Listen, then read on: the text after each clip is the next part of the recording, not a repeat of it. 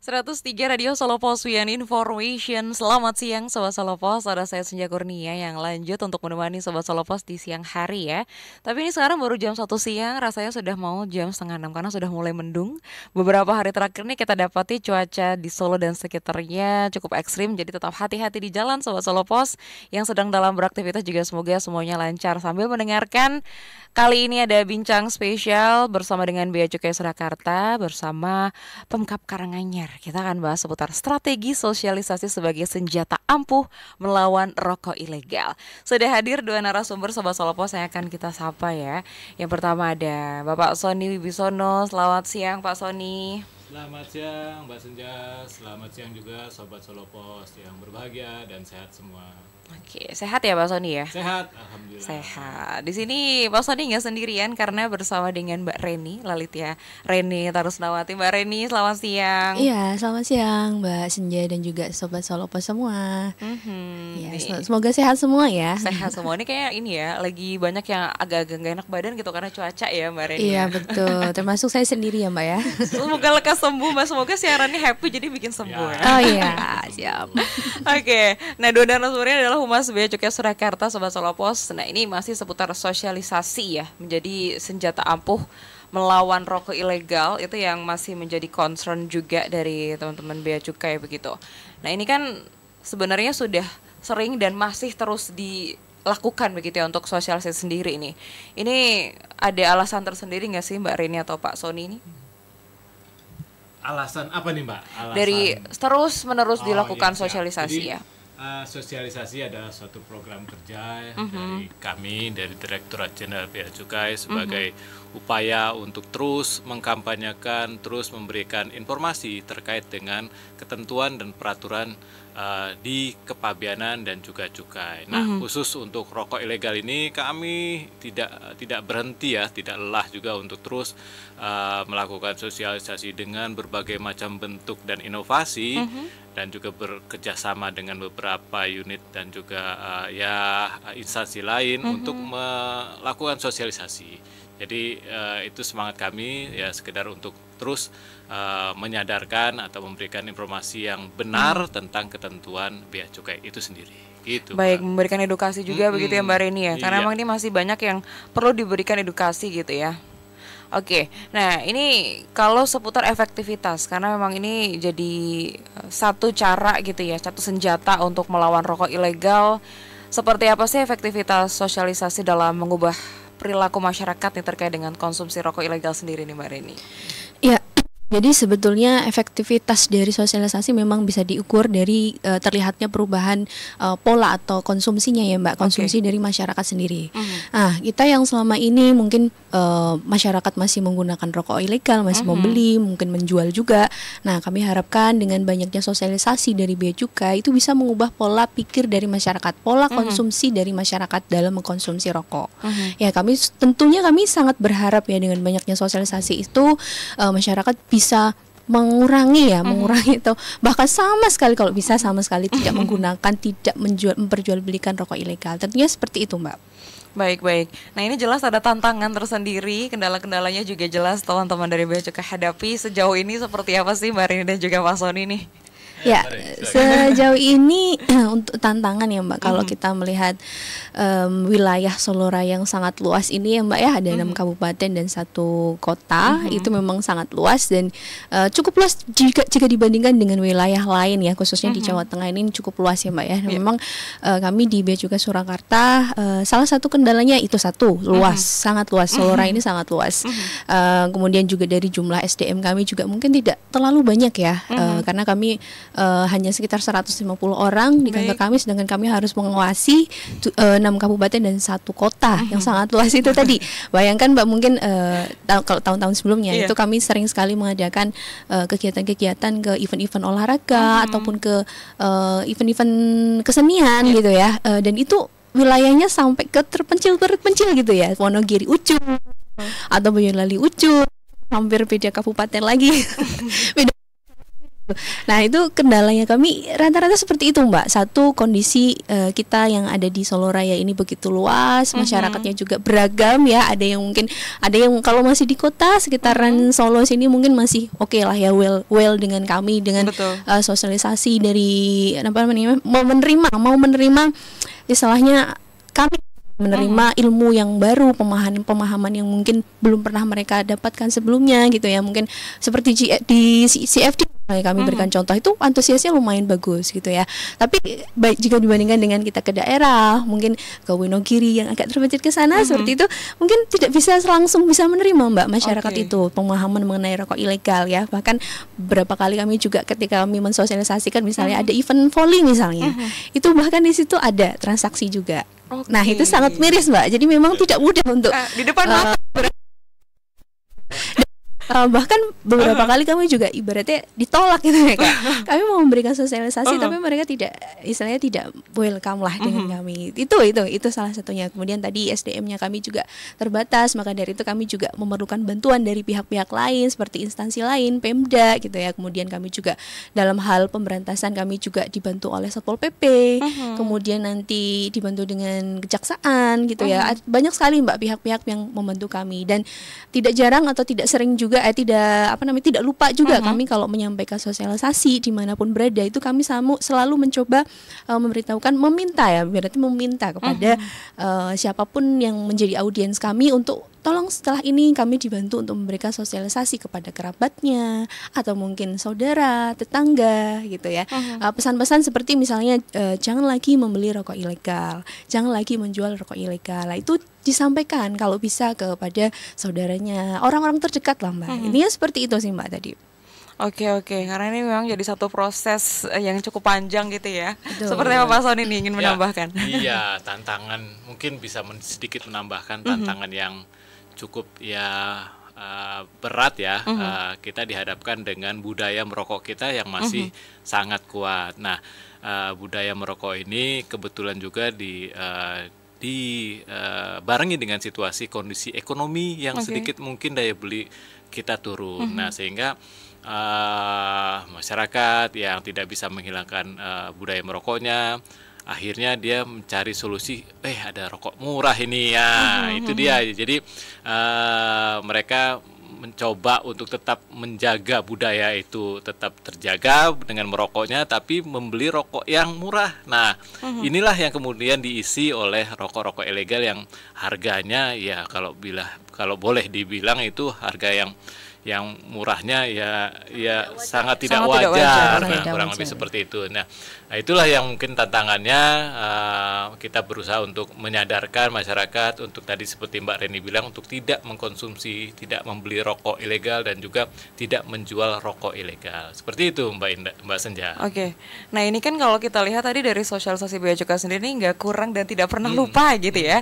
Tetapi kalau kita lihat masih perlu banyak cara gitu untuk lebih menekan lagi. Kira-kira ada faktor lain gak sih nih Mbak Reni ataupun Pak Sony ini terkait masih juga banyak peredaran rokok ilegal bahkan di depan teman-teman Bea Cukai sendiri? Ya, mungkin sedikit nanti mungkin ditambahkan oleh Mbak Reni.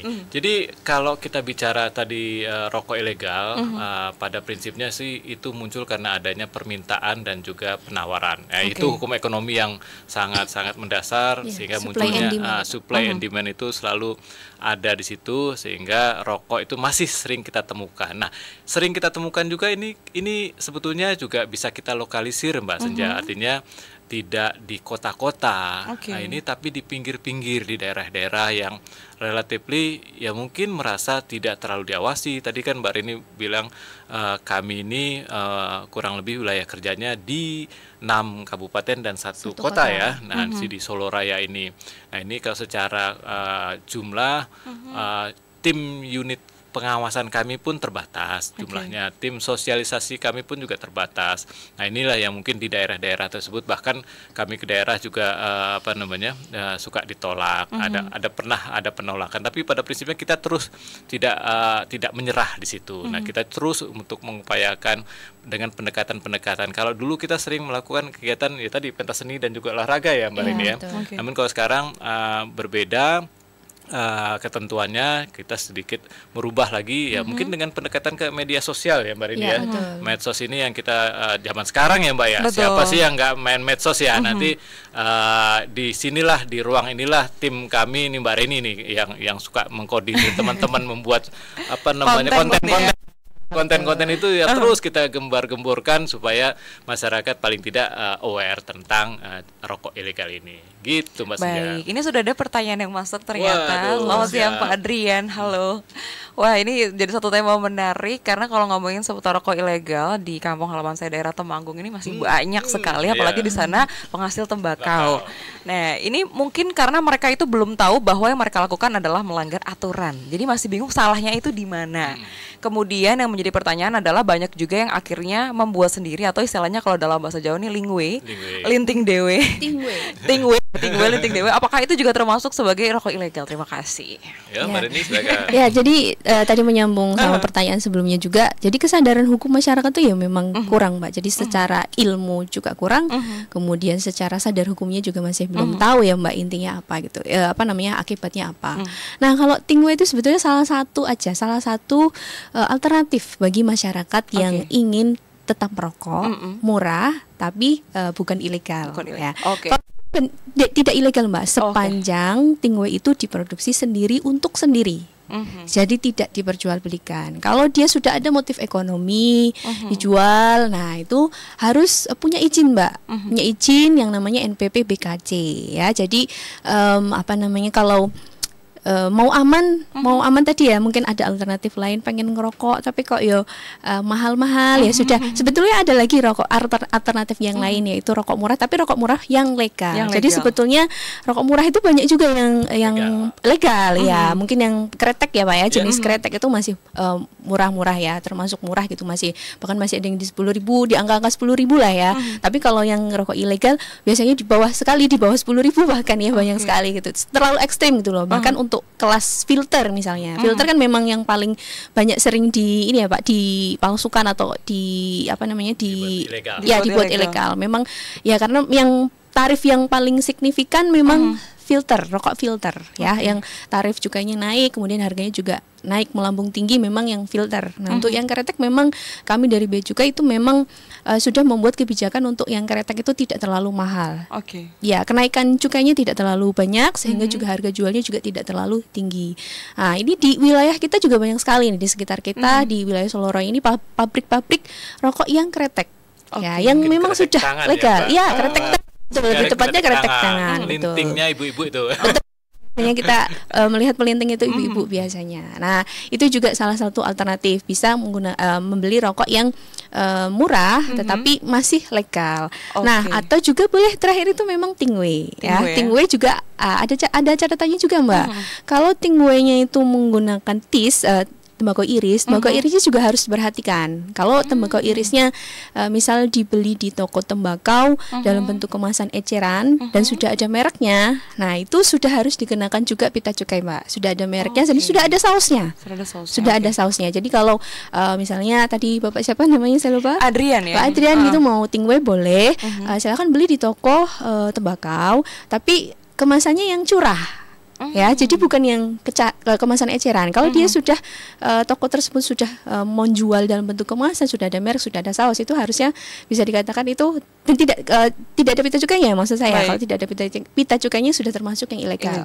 Iya, jadi dipastikan juga walaupun tingwe, tembakau irisnya juga harus yang legal ya, gitu. Yang legal dalam artian misalnya beli 500 gram, 100 gram, 200 gram, tapi tidak dalam bentuk kemasan yang sudah sudah rapi gitu. Ini gitu. Oke. Aman Mas Adrian. Jadi kalau Mas Adrian punya tanaman tembakau pun kemudian disiapkan untuk dibuat tembakau iris, itu tidak melanggar hukum sepanjang tidak dibuat dalam kemasan eceran untuk dijual kembali. Nah, baru deh setelah itu harus punya perizinan yang lainnya. Gitu Mas Adrian. Oke, sudah cukup lengkap ya penjelasannya ya Mas Adrian ya. Baik, kita akan jeda dulu Mbak Ria dan juga Pak Sony, Sobat Solopos masih terus ada di bincang spesial bersama dengan Bea Cukai Surakarta dan juga Pemkab Karanganyar.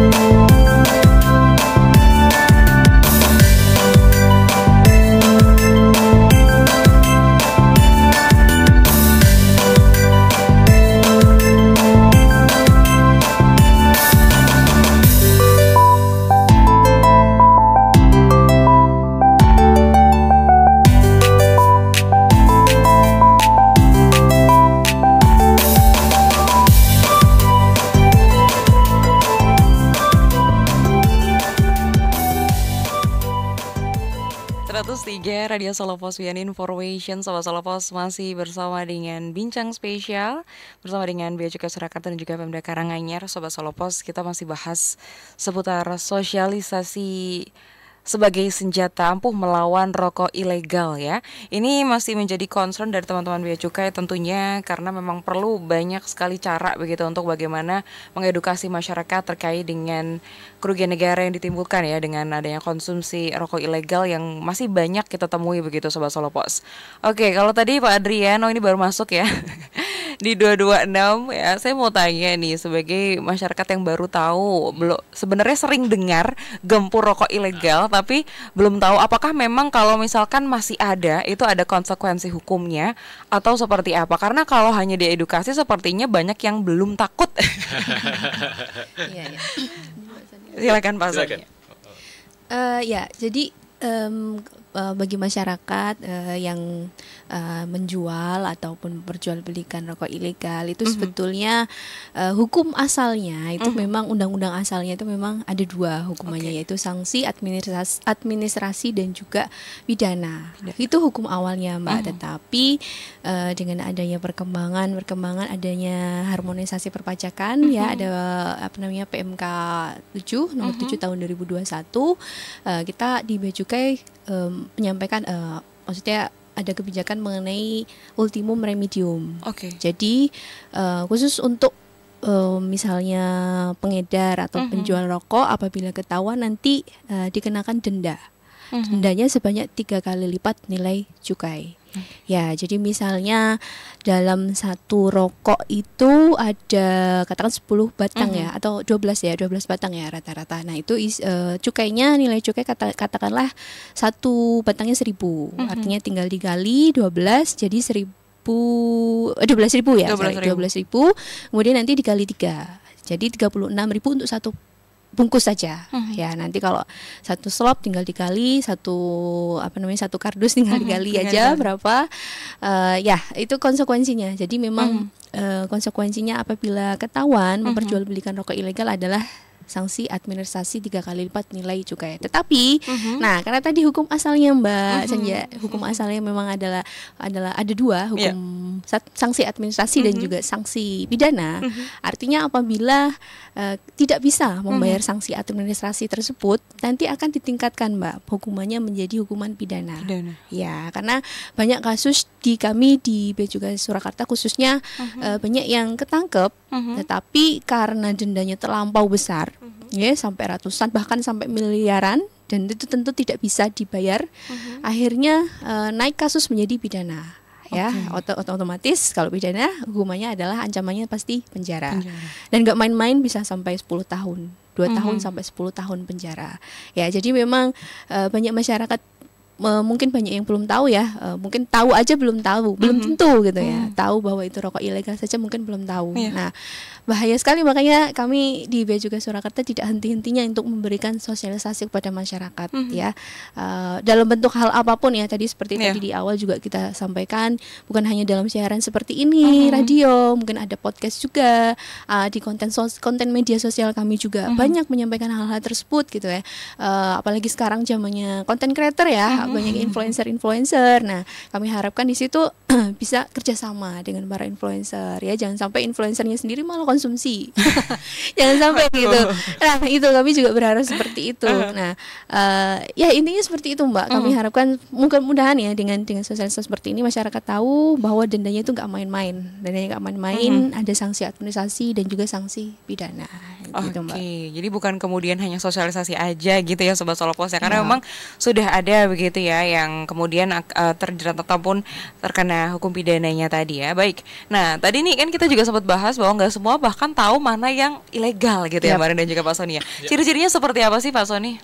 Iya, jadi kalau kita tadi bicara sanksi sudah dijelaskan oleh Mbak Reni bahwa orang nih yang menjual, kemudian menawarkan, kemudian bahkan menyediakan untuk dijual, menyimpan untuk dijual. Nah, itu semuanya konteks pelanggaran yang kena ketentuan yang tadi disebutkan oleh Mbak Rini. Bisa dipenjara, kena pidana, dan juga ada dendanya, walaupun ada kebijakan mengenai ultimum remedium. Tapi pada prinsipnya kalau kalau itu sudah nakal banget ya Mbak Senja ya, pelanggarannya artinya tidak pakai pita cukai atau katakanlah memasukkan pita cukai, itu sudah pasti kami akan melakukan tindak lanjutnya adalah pidana penjara.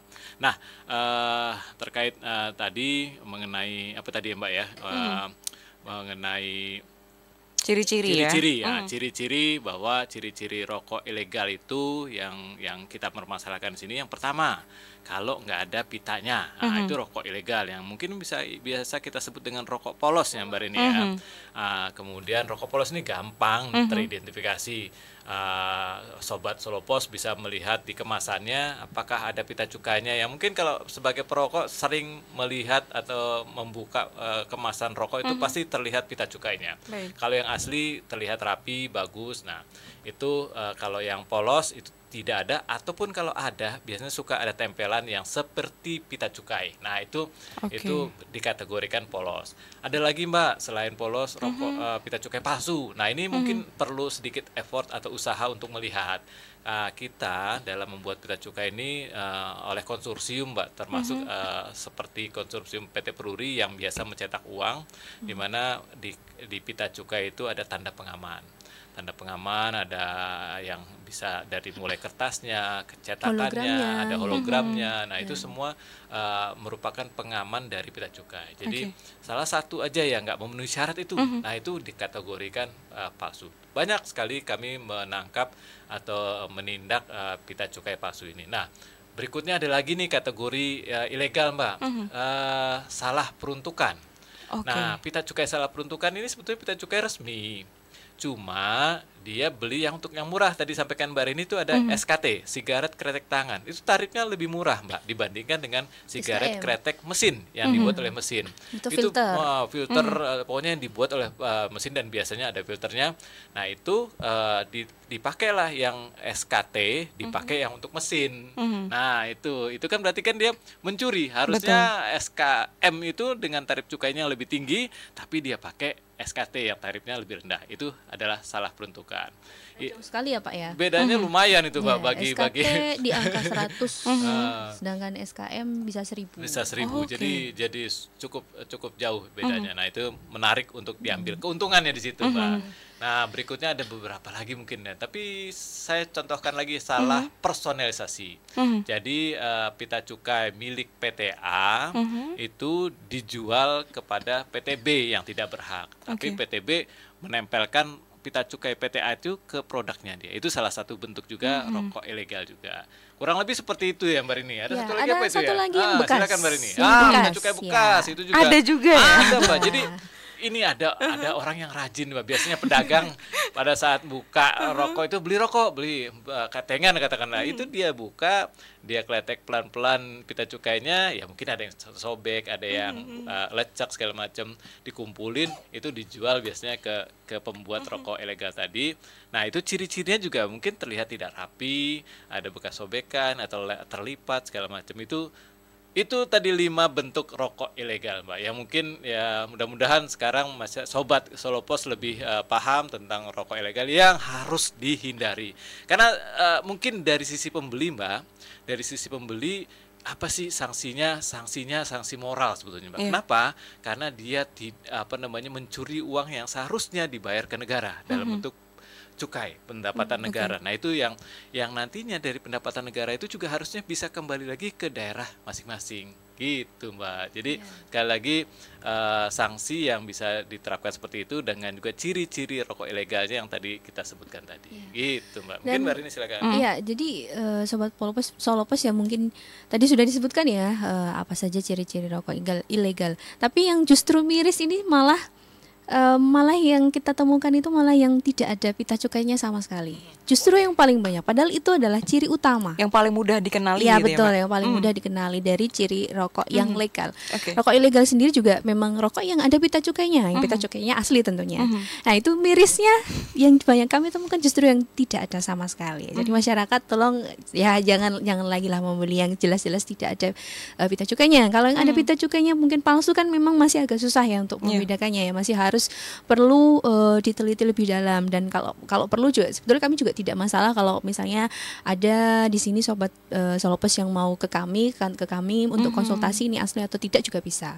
Nah, kemudian ada yang ciri-ciri yang di luar 5 itu yang sangat jelas yang sudah dari tadi kita bahas, yaitu sangat murah. Harga yang terlampau sangat murah. Dan itu mirisnya filter biasanya, Mbak. Yang banyak justru ditangkap itu yang filter. Filter memang mahal, kemudian dijual oleh oknum yang oknum rokok ilegal gitu ya, tanpa peta cukai, harganya sangat jauh dari harga pasar. Itu sudah jelas itu pasti rokok ilegal ya. Baik. Gitu. Banyak sekali ciri-cirinya begitu Sobat Solopos ya, yang sudah Bea Cukai temui dengan beragam bentuknya tadi ya. Baik, nah dalam hal ini tentunya Bea Cukai tidak sendirian karena juga bekerja sama dengan pemerintah daerah begitu. Ini pemerintah daerah sendiri perannya seperti apa sih nih Pak Sony ataupun Mbak Reni ini dalam sosialisasi terkait dengan rokok ilegal sendiri? Ya, wah, ini kalau ditanya peran pemerintah daerah ini kami sangat exciting Mbak untuk Mbak Senja untuk menjawab ini atau memberikan tanggapan. Kenapa? Tadi sudah disampaikan Mbak Reni bahwa salah satu tantangan kita wilayah kerja kami yang cukup besar di 6 kabupaten dan 1 kota.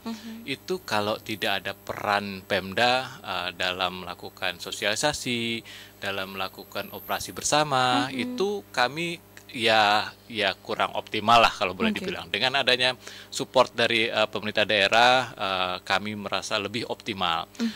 Di samping itu pemerintah daerah juga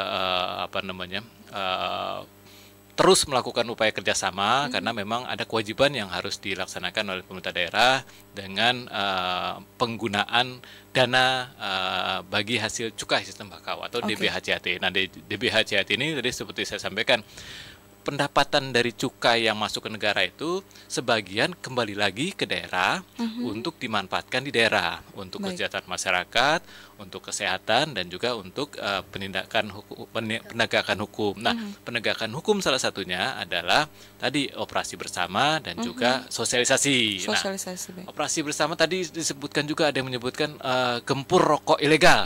Nah, itu program yang sudah kami lakukan bertahun-tahun sebelumnya. Tahun 2025 ini tadi saya dibisikin oleh Mbak Reni, sudah ada lagi nih operasi baru namanya operasi Gurita. Wah, operasi Gurita rokok ilegal. Ini operasi yang lebih masif lagi Mbak Senja dan juga Sobat Solopos. Jadi kami tidak hanya melakukan operasi di daerah pemasaran saja, tapi terus kami ikutin sampai daerah produsennya. Nah, itulah sehingga kami terus melacak atau kemudian mengungkap kalau satu kejadian ketahuan rokok ilegal, kami telusuri sampai di mana dia diproduksinya. Itu operasi Gurita yang kami gencarkan di tahun 2025 ini. Tentu dengan bantuan dari Pemda, kami beberapa kali melakukan operasi bersama, operasi gabungan dengan kalau masalah penegakan hukumnya dengan unit di Satpol PP ya Mbak Reni ya. Satpol PP bekerjasama dengan unit pengawasan kami melakukan operasi penindakan. Pun juga sosialisasi, kami juga sering diajak kerjasama untuk melakukan sosialisasi, baik seperti siaran radio ini atau podcast atau talk show. Nah, itu juga dalam konteks komunikasi yang bekerjasama dengan Pemda. Pokoknya Mbak, kalau ditanya perannya, kami sangat terbantu dan kami sangat berterima kasih ke teman-teman dari pemerintah daerah. Gitu Mbak. Ya. Baik, oke, nanti kita mulai di satu sesi terakhir Sobat Solopos ya. Jadi yang mau bertanya juga masih bisa manfaatkan WhatsApp di 081226103103.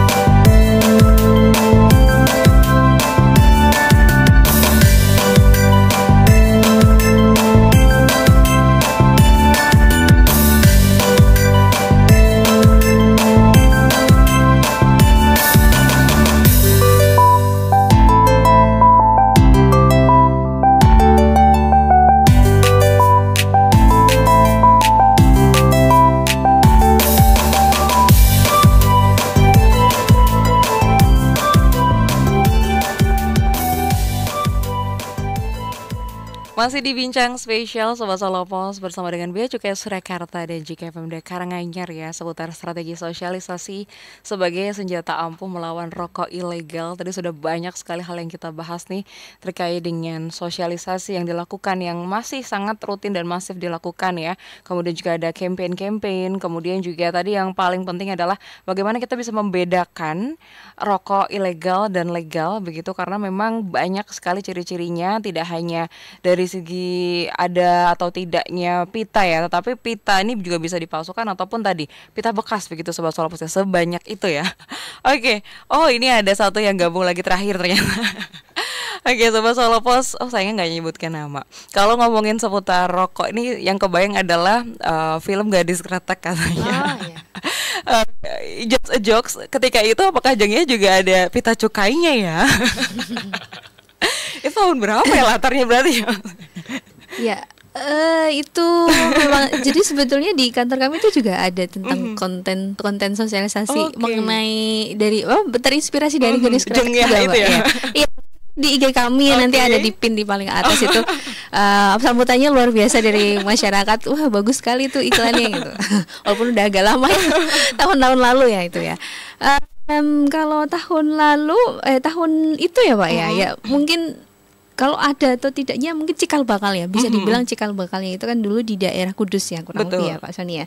Nah itu memang sejarah awalnya memang ya gambarannya seperti itu, rokok, bagaimana tercipta rokok seperti itu. Tapi mungkin Pak Sony mungkin ini yang bisa lebih banyak bercerita. Jadi kalau kita bicara kemungkinan ada nggak pita cukainya ya, sejatinya cukai itu adalah ketentuan peninggalan zaman Belanda. Jadi kita dulu ada cukai beberapa produk makan, bahkan Mbak Senja dan juga mungkin Sobat Solopos. Jadi tidak saja kalau sekarang nih yang kena cukai itu kan cuma rokok, kemudian minuman mengandung alkohol, sama etil alkohol itu sendiri kan gitu. Itu 3. Kalau dulu zaman Belanda itu bahkan mungkin sejak awal-awal pemerintahan baru Indonesia ada juga cukai gula. Gula dulu kenakan cukai. Kemudian cukai minyak tanah gitu. Jadi dengan konteks atau konsep cara pengenaan cukainya ya mungkin ada yang konsepnya dibayar ya setelah diproduksi, ada yang pakai pita cukai seperti itu. Jadi kalau dulu sejatinya yang namanya cukai tetap ada. Mulai istilahnya kita sebelum merdeka pun, sejak zaman Belanda dulu menjajah kita, pengenaan cukai itu tetap ada dilakukan, bahkan sudah ada undang-undangnya. Undang-undang tarifnya, undang-undang cukainya per komoditas. Kalau zaman dulu tuh per komoditas. Jadi undang-undang gula ada undang-undangnya, cukai gula ada undang-undangnya, cukai minyak tanah ada undang-undangnya, cukai bir, aduh namanya minuman tuh bir, itu juga ada undang-undangnya. Jadi saya dulu sempat belajar Mbak Rini, jadi undang-undang itu masih sempat belajar. Nah jadi dikasih tahu oleh senior-senior dosen dulu, nah sehingga kalau kita bicara apakah jadi joknya, apakah ada pita cukainya, iya ada, tapi dalam konteks pengenaan cukai. Apakah pita atau pembayaran itu yang penting zaman dulu sudah ada cukainya sampai sekarang. Gitu maksudnya. Gitu ya. Itu kesenjangan ilmu dan usia gitu ya. Kelihatan senior. Jadi belajar sejarah. Ya. Seru banget Sobat Solopos ya hari ini bersama dengan teman-teman dari Bea Cukai Surakarta. Mungkin ada pesan-pesan untuk masyarakat Solo dan sekitarnya untuk Sobat Solopos terkait dengan peredaran rokok ilegal nih Mbak Reni, silahkan. Ya, tentunya kami selalu tidak henti-hentinya menyampaikan kepada Sobat Solopos untuk satu, apabila Anda memang mengkonsumsi rokok, tolong jangan lagi lah beli yang ilegal. Kenapa? Karena banyak sekali kerugiannya. Ya, salah satunya kalau Anda mengkonsumsi rokok ilegal, kita tidak tahu kandungan di dalamnya itu apa saja. Ya, sudah tahu memang rokoknya itu sudah berbahaya bagi kesehatan ya, ada tar, ada nikotin. Nah, kalau ilegal kita lebih-lebih tidak tahu lagi apa itu isinya di dalamnya.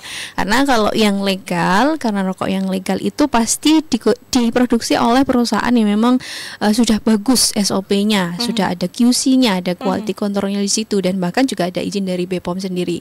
Jadi jangan sampai Sobat Solopos membeli yang ilegal, sudah tahu rokoknya tadi mengganggu kesehatan, tambah lagi yang ilegal, lebih tidak jelas lagi. Nah, apabila juga Solopos di sini ada yang sebagai penjual rokok, ya juga tolong jangan dibeli, jangan dijual lagi rokok-rokok yang ilegal. Kenapa? Karena sangat merugikan negara. Ya, satu sisi sangat merugikan negara dengan mengurangi potensi penerimaan negara ya. Kita tahu penerimaan cukai kita tuh sangat besar, Mbak. Bisa sampai 10% dari total APBN.